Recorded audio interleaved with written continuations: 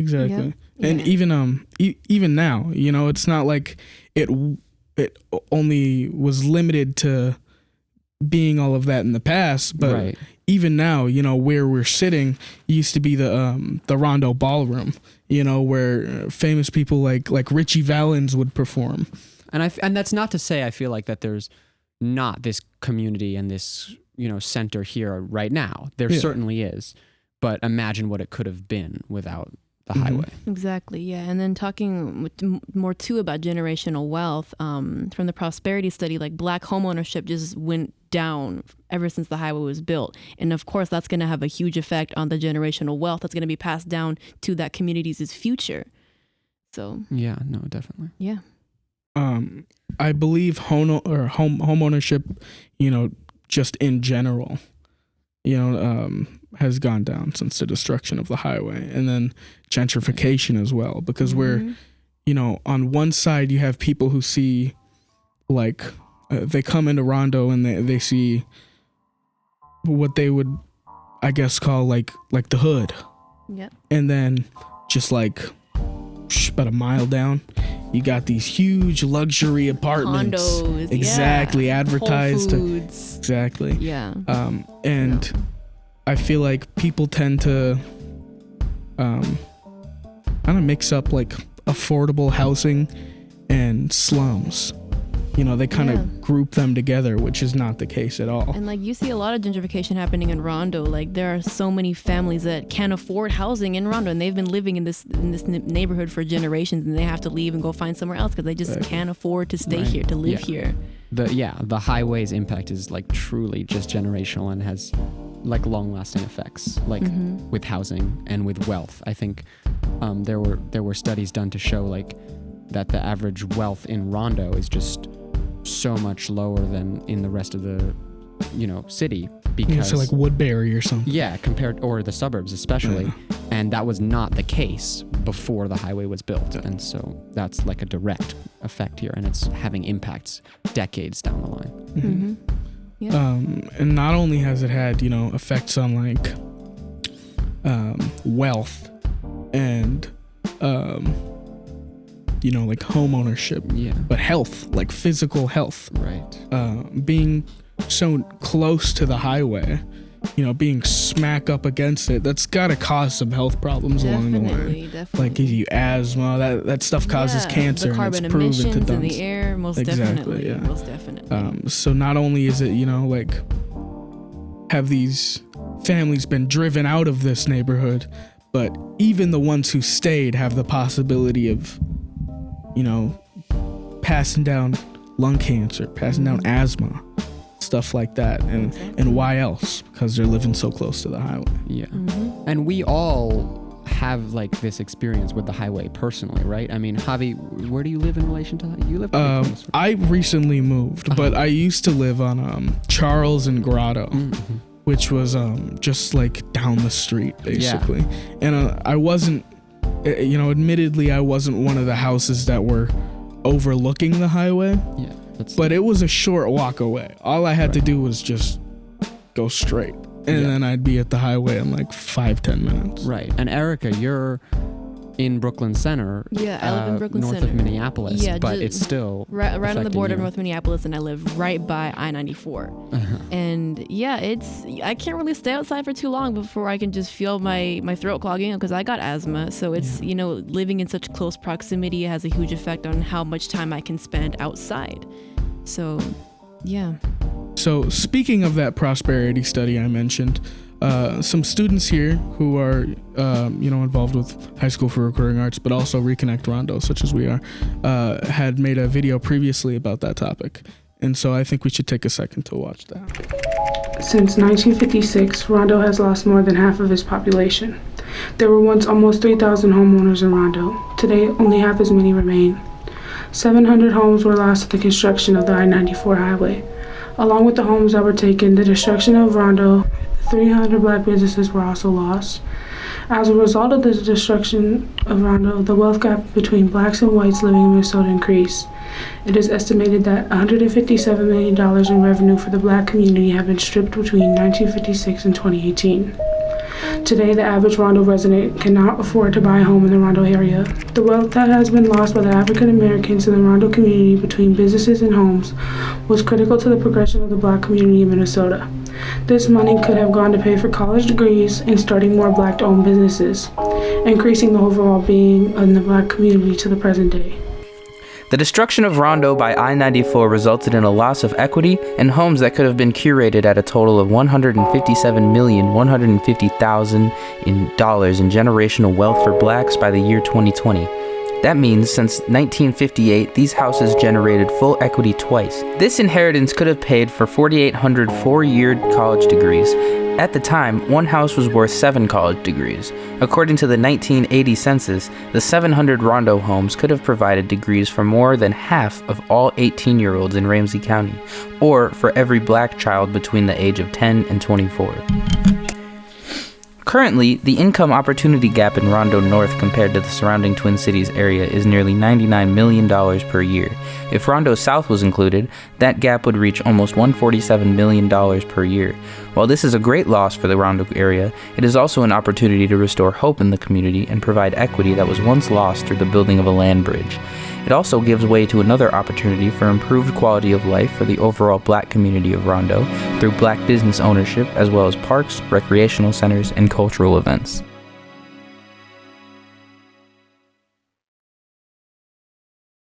So that was the prosperity video that we just watched.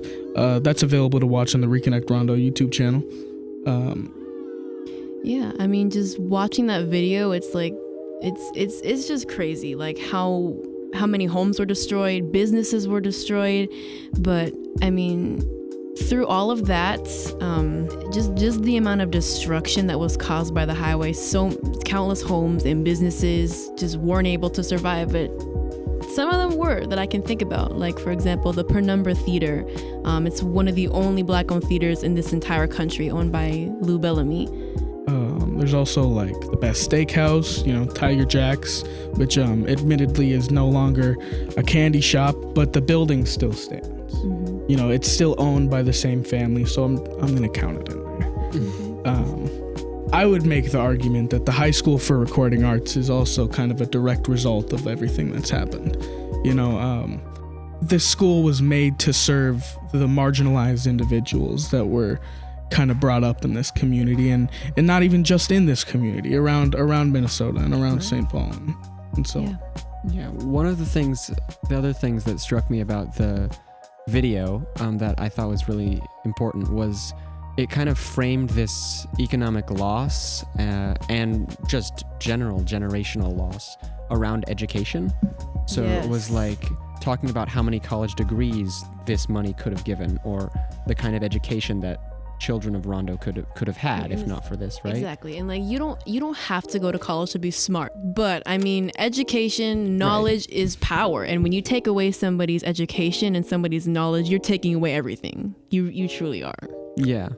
And I think so much about kind of what we're trying to do here in as the Youth Council is like get educated ourselves, right, about this history, and then like educate the community, or at least help people understand around the country, maybe even about what has happened here in Rondo. Yeah. And so it's like this education, like you said, is, I think someone in the first video that we watched in the trailer mentioned this. They said, something to the effect of, how are you gonna know like what to do in the future if you don't know about the past? Yeah, exactly. Like helping people understand the story of the ground beneath their feet. Mm-hmm. Mm-hmm. Yeah, exactly.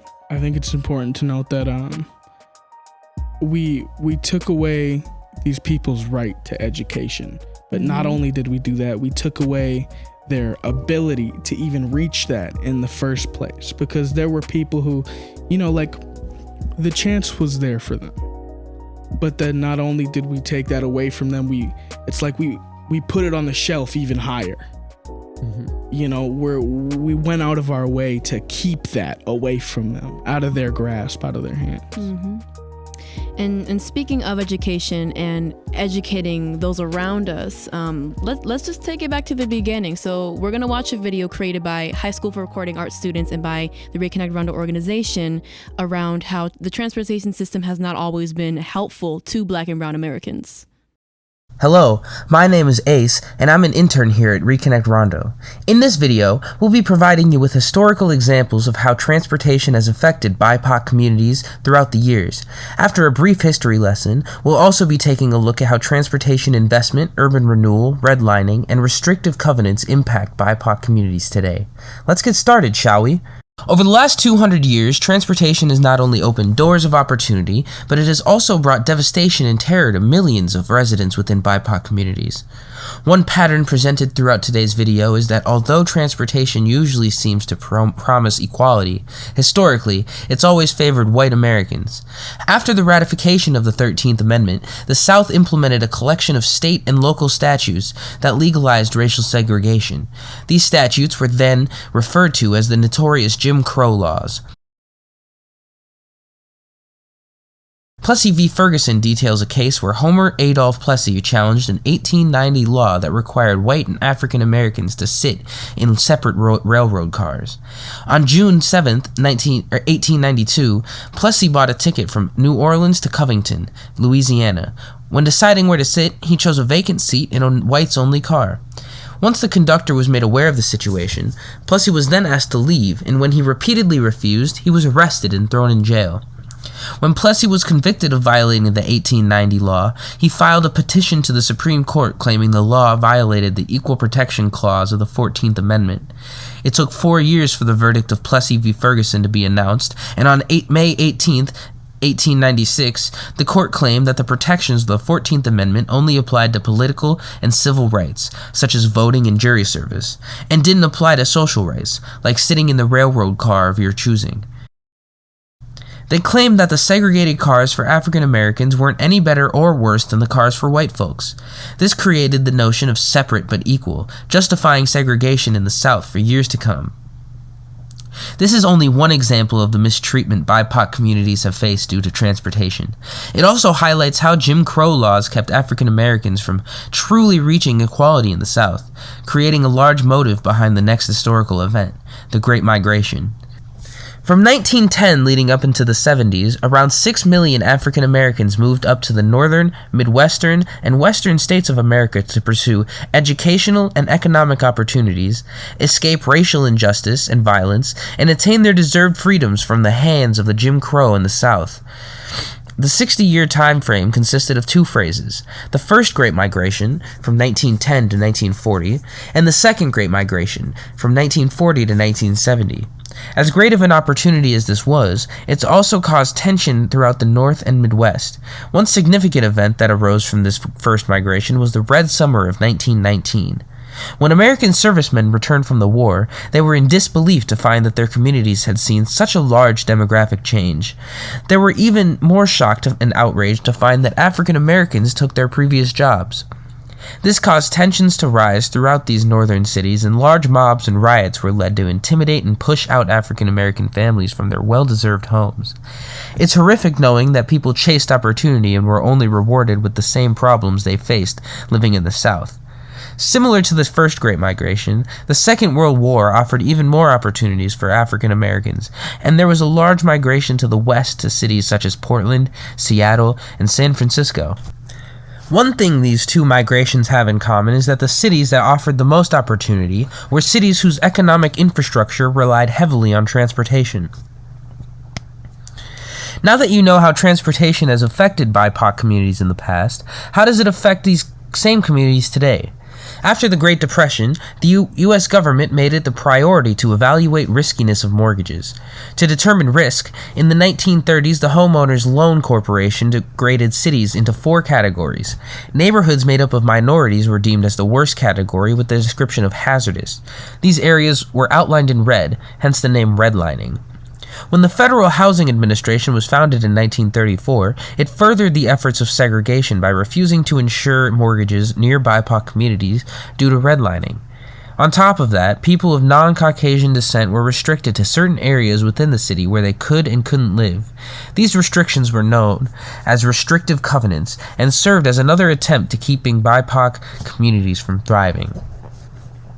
A direct result of these actions were urban renewal. which started off as an idea promising cities funding to invest in affordable housing and help clean up impoverished parts of the city. In reality, this only ended up displacing many people of color from their homes, and any money promised to compensate these families either showed up late or, in most cases, never showed up at all. In many large cities, there is always a direct correlation between areas that were once redlined to previous and current urban renewal projects. Hyde Park on the south side of Chicago is a perfect example of this. Urban renewal isn't the only thing that displaced people of color from their homes. Transportation investment has also had a significant impact on BIPOC communities. In summary, transportation investment consists of investing in roads, railroads, inland waterways, maritime ports, and airports. When done successfully, transportation investments can create employment and connect neighborhoods. However, historically speaking, this was rarely the case. Those who made decisions on transportation seldom considered BIPOC communities and the neighborhoods being affected. One example of this would be the building of I-94 and the destruction of the Rondo neighborhood here in St. Paul. This interstate split the entire community in half and displaced thousands of people from their homes. A choice made by government officials that families are still recovering from to this day. In this video, we've briefly talked about how transportation has affected BIPOC communities throughout the years, while also giving you an example of how it's fallen short for so many of these promises. Hopefully, with this knowledge, you'll be able to gain a better understanding of why we're fighting so hard to make this project a reality. This has been Ace with ReConnect Rondo, signing off.